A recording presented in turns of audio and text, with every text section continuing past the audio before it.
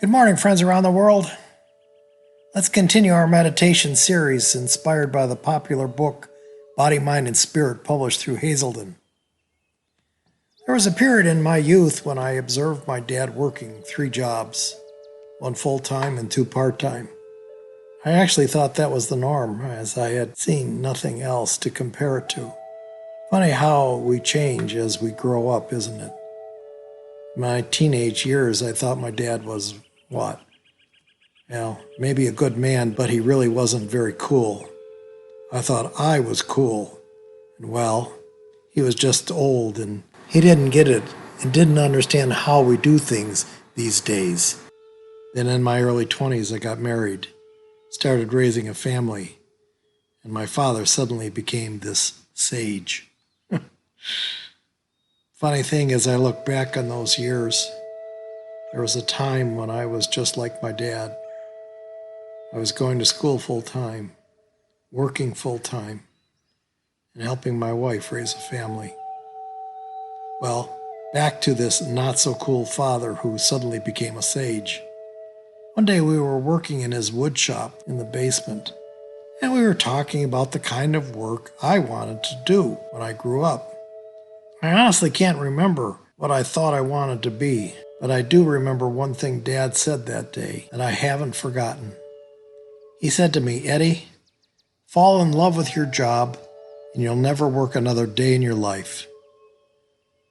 As a young teenager, I really didn't understand what he meant. Today, after working 60 years of my life, I think I get it.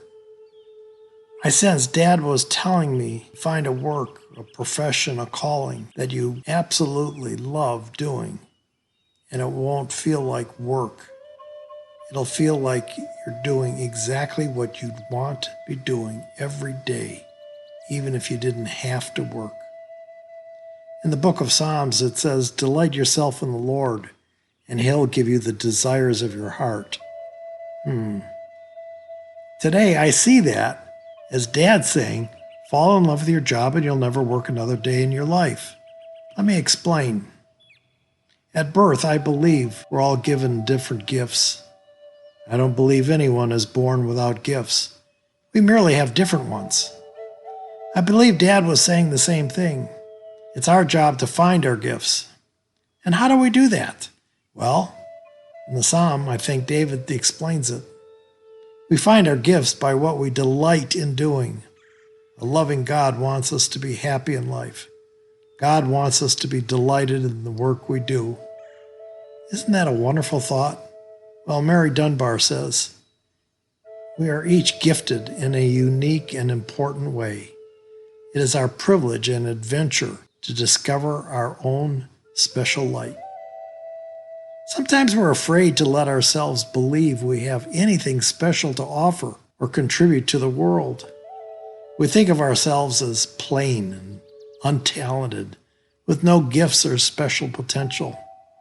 But if we believe we are limited, we act in a limited way.